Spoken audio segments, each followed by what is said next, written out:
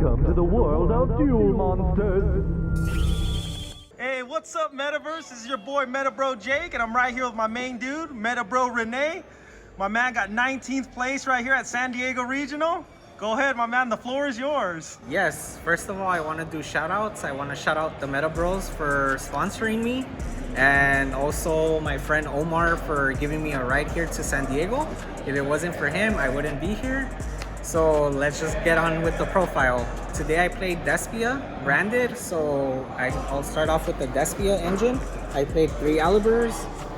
I went ahead and played 1 Comedy, 2 Tragedy, 1 Oblivion, and this one is kind of different from the build, but I played 1 Albion. Just because it can replenish itself by sending a branded and then putting itself in the bottom, and it gives you an additional draw in case you brick. Okay. So that's part of the Despia package. Now moving forward, I played the standard 2 Albaz. I think 2 is needed because if they get rid of one of them or one of them gets banished or you can recur it, you have the second one to fall on. Plus Albion tends to act as Fallen of Albaz on field and in the graveyard, so that's another good thing about him. Nice. Other engines that I played the Edge Imp and Frifer package. So this is really good because if you're not using fusion summoning in the deck, you're losing because that's the whole purpose of the deck. So this was part of the deck. Then other cards that I played or other engine was Adventure. So I only opted to play 2 Water Enchantress and the regular Griffin because again, like, you do want to go into this package, but it's not really necessary. Like, you just use it for like to bait out your opponent, like their hand traps or cards that usually they want to save for like the most impactful plays. So I think 2 and 1 was good. Moving forward, light target that I use at times to send off of branded fusion was Fairy Tale Snow. This came up a couple of times, especially like when they're trying to hit me for game. Like, I would just banish any 7 to special summon and then book a moon a monster. And then it's just good to have, like, just to feel the sense of security, like you're not gonna lose and then you book a monster. Nice. Hand traps, I only played 5. I played 1 Ghost Ogre, 2 Ash Blossom, and 2 Ghost Bow. The reason why I played 2, 2, and 1 was because I also played Crossout Designator. So these are the 3 that I wanted to hit the most because Ash does hurt when they Ash the Aliber in the beginning or they Ash the Branded Fusion. And then Masquerade because when I do go into Branded in red, when they activate this card, Ghost Ogre, it's very impactful. It'll stop me from adding the monster from the graveyard to my hand, and it'll also stop me from fusion summoning, which is something that I always want to go into, especially on my opponent's turn.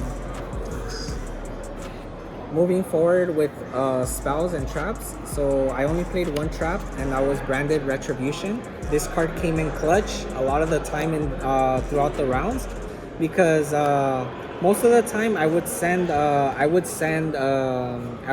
off of the Albion, the Shrouded Dragon, and then basically if I were to have activated prior to sending that to the graveyard, if I activated Branded Fusion, I could just banish this, add this back to my hand, and then have a follow-up for the next turn if I can't search it out. Nice. In round 8 against Daniel, I was playing Aldledge. I ended up having 2 fusions in my graveyard, and basically I just activated Branded Retribution. Since I had a fusion on the field, I returned back 2 fusions from the graveyard, and then I negated one of his card effects, which was very impactful. So that's another like upside about this card, that you can use it as a double-edged sword, either to add back a branded or omni negate anything that would summon a monster. Nice. So that's that. So spells, I played the 3 God card, Branded Fusion. So this is all part of the branded now, the branded package. I played the God card, definitely branded loss. This would chain everything when I would fusion summon. This is almost like Magical Meltdown, but better, because once you summon your fusion monster and you activate the fusion monster chaining 1, anything you chain after that, your opponent cannot respond to because of this card's effect. Thereafter, I played only 2 branded in red. Even at 2, I felt like at times it did get cloggy. If I did open like 2 of these, I thought it was like cloggy. And it would take some time to like actually maneuver it into like using it. So that's why I think like 2 was perfectly fine. I don't regret playing it at 2, but 3, I think it's a little too much. Then I played 3 branded opening. 3 is a must since I played the Brave package, because as we know already, when you activate Rite of Armistier, you're locked out of activating monster effects that are normal summoned. So branded opening fixes that, because you discard and you special summon your Aliber, and then you just get the engine rolling. So that's why I played 3, and then I only played 2 Armistier for the same reason that it conflicts a little bit with Eldaz. But at the same time, like, if you see this and branded opening, that's really good. You always want to see that. So the rest of the Brave package, the Fateful Adventure, and the 1, I think that's standard. I don't need to explain that.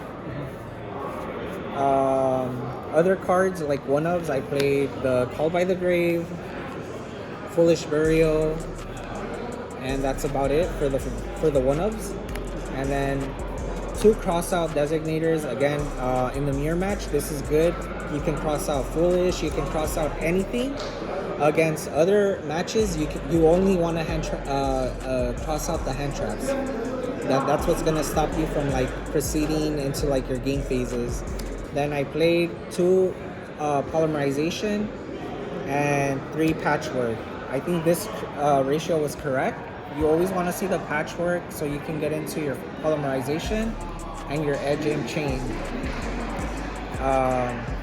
At times I felt like playing 3 of the edge imp, 2 of the patchwork, but I think 3 patchwork is correct.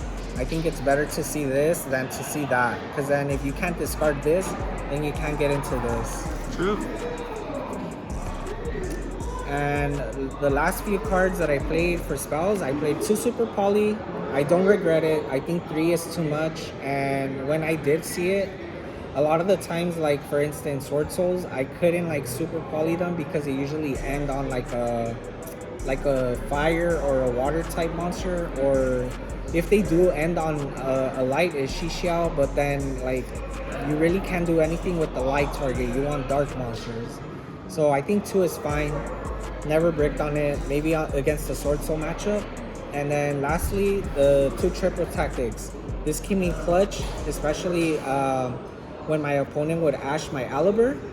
I always had this to draw 2 more cards, and then eventually I would get into branded fusion, or I would open into like, let's say a Foolish Burial or Armistier, and then all those would kind of help me to kind of like advance the game state or get my engine rolling. So 2 is good. I would consider playing a 3rd one, but for now I think 2 is okay.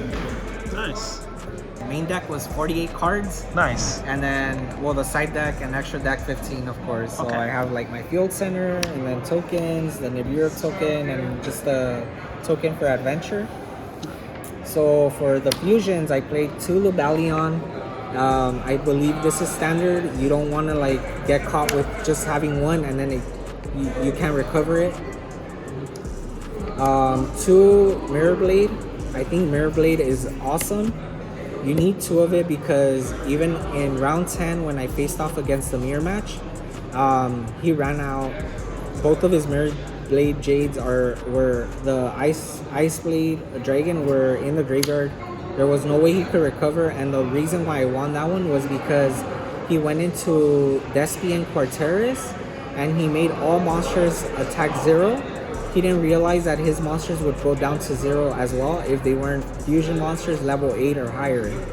So he couldn't hit me for game. So I believe this card should always be at 2 in the extra deck. I played 2 Chimera. I think you can go without 1. You could just go. You'll be fine playing 1, but 2 is just for the safety net. I played Sprint, the Iron Dash Dragon. I believe this card was good because I was expecting people to play Contact Sea. And so basically they summon it to your side, and then when you summon Elbaz, you're able to fusion summon their Contact Sea because it was special summon that same turn, and your Elbaz to make this guy. This is the only way to get around that play. And also it's another card that if you send off of the Ice Blade Dragon, it'll let you summon Fallen of Elbaz from the deck. I'm moving next. I played 2 Masquerade for the burn damage. And then 3 Albion. 3 Albion because you're continuously sending from Ice Blade, so you want a way to continue to add your branded spells, and this guy is the one. And lastly, the Draco Stapelia. This one was really good. I didn't really use it, but I believe if anything I was missing Starving Venom, so I might go back to Starving Venom, or if not, I'll probably play the one that uses 3 darts to fusion summon. I think that would be more impactful. Nice. In the extra deck were Predaplant Verde Anaconda and Link Spider. Since I do play the Brave package, you can use the token to link into Link Spider, and then the Link Spider and any other monster to link into Predaplant Verde Anaconda. For side deck, I want to shout out YGO Paisano.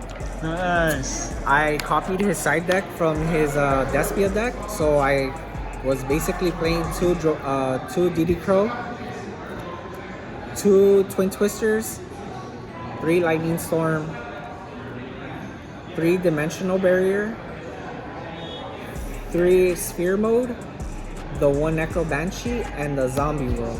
Now, I never played against any Floowanderees today, but I was ready. Because with Branded Fusion, you just send the Fallen of Elbaz and this to make the Lubellion, and then this will get you into Zombie World, which locks out all the plays that Floowanderees have. So thank you for featuring me in the video, and I'll see you guys next time. Subscribe to Meta Bros. Yeah, bro, I just wanted to say before we leave, man, congratulations, bro. You got 19th place. You made a huge statement out here in San Diego, brother. And we appreciate you blessing us on the channel with this awesome deck profile, bro. All right, appreciate it too. And you know what? Next time, hopefully I can make top 8 or even first place at a regional or the YCS. Hell yeah, bro. We're definitely pulling for you, my man. But thank you once again, my dude. And hope you guys enjoyed the content, my dudes. Let's go, baby. We'll catch you guys on the next one. See ya.